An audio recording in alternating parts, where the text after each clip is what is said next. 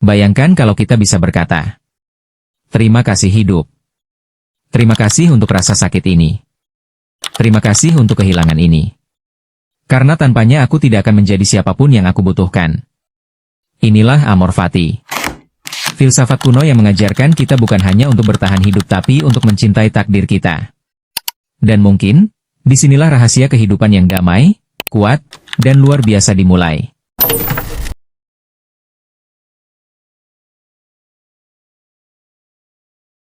Amor fati adalah frasa Latin yang berarti cinta terhadap takdir. Konsep ini bukan sekadar menerima nasib, tetapi mencintainya sepenuhnya. Baik itu keberhasilan maupun penderitaan. Dalam amor fati, kita tidak hanya berkata, saya akan bertahan, tetapi, saya bersyukur karena ini terjadi. Filsuf yang paling dikenal dengan gagasan ini adalah Friedrich Nietzsche. Meskipun akar filosofisnya dapat ditelusuri hingga para stoa seperti Marcus Aurelius, Epictetus, dan Seneca.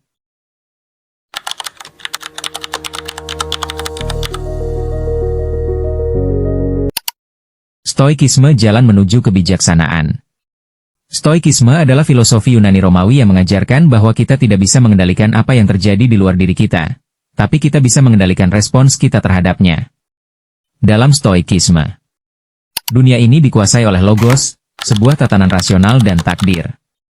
Kebajikan adalah satu-satunya kebaikan sejati. Segala penderitaan adalah latihan bagi jiwa. Marcus Aurelius menulis dalam Meditations yaitu cintai nasibmu. Apapun yang terjadi adalah bagian darimu. Dan Epictetus berkata, jangan mengharapkan hal-hal terjadi seperti yang kau inginkan, tetapi harapkan hal itu terjadi sebagaimana mestinya dan kamu akan hidup bahagia. Nietzsche dan amor fati. Nietzsche mengembangkan amor fati menjadi prinsip tertinggi keberadaan. Bagi Nietzsche, ini adalah puncak dari kehendak untuk berkuasa mampu berkata ya kepada hidup, apapun bentuknya. Dalam bukunya Ecce Homo, Nietzsche menulis amor fati. Biarlah itu menjadi cinta sejati saya dari sekarang. Tidak ingin ada yang lain, tidak ke depan, tidak ke belakang, tidak dalam kekekalan. Bukan hanya menanggung apa yang perlu, masih kurang mencintainya.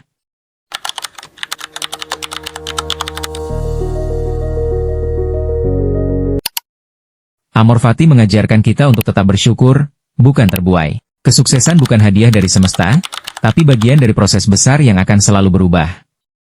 Jadi, jangan sombong saat berhasil.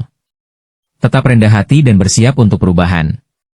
Lihat kesuksesan sebagai sarana pertumbuhan, bukan akhir dari perjalanan. Saat hidup menghantam. Inilah ujian sejati dari amor fati yaitu saat kehilangan orang tercinta. Ketika impian hancur. Ketika tubuh sakit dan hati remuk. Praktik amor fati di saat ini adalah mengubah penderitaan menjadi kekuatan. Mengalami rasa sakit sebagai bagian dari pemurnian jiwa.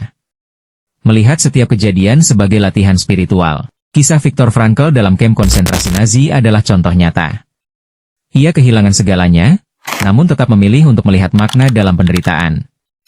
Ini adalah amor fati dalam bentuk paling mentah dan kuat.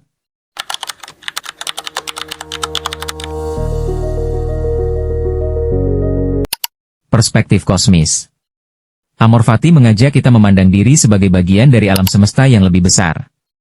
Seperti bintang yang tidak memilih untuk bersinar, kita juga tidak memilih takdir kita tapi kita bisa memilih cara kita menyinari dunia. Ini adalah pembebasan dari ego.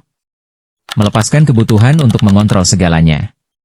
Mempercayai bahwa ada tatanan lebih besar yang tak selalu bisa kita pahami. Melangkah dengan damai, bahkan dalam ketidakpastian. Melampaui penghakiman. Seringkali kita terjebak dalam penilaian. Ini buruk. Kenapa ini terjadi padaku? Amor fati menolak semua itu. Ia berkata, ini bagian dari hidup saya. Maka saya akan mencintainya. Saya tidak akan mengutuk masa lalu atau meratap masa depan. Nietzsche bahkan menantang kita dengan ide eternal recurrence. Jika hidup ini akan diulang selamanya, akankah kita tetap menginginkannya seperti sekarang?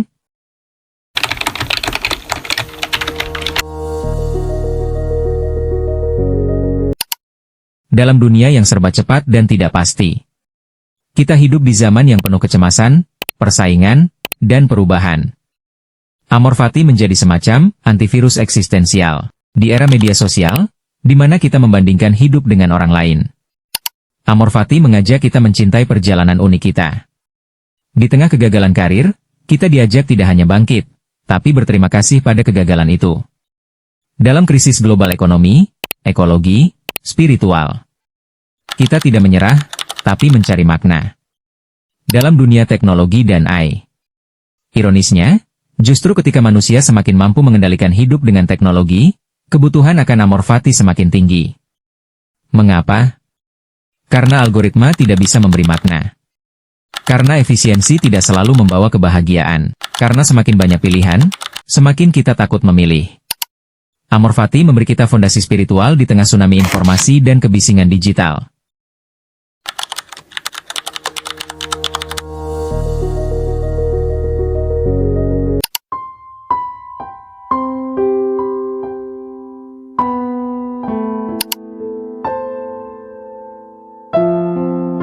Jurnal harian.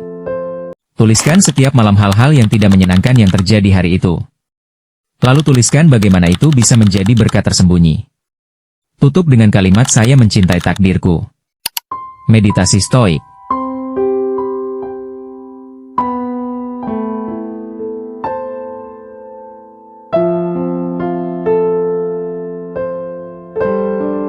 Bayangkan kehilangan semua yang kamu miliki.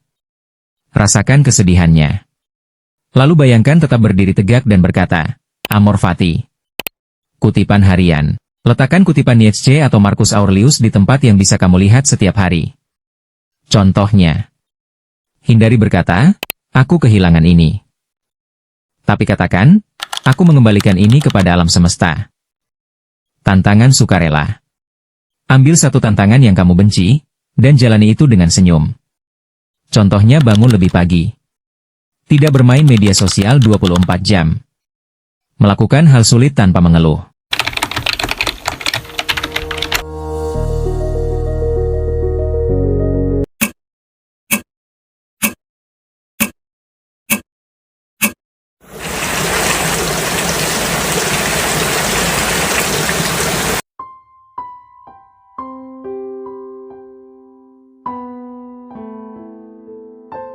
Amor Fati bukan teori.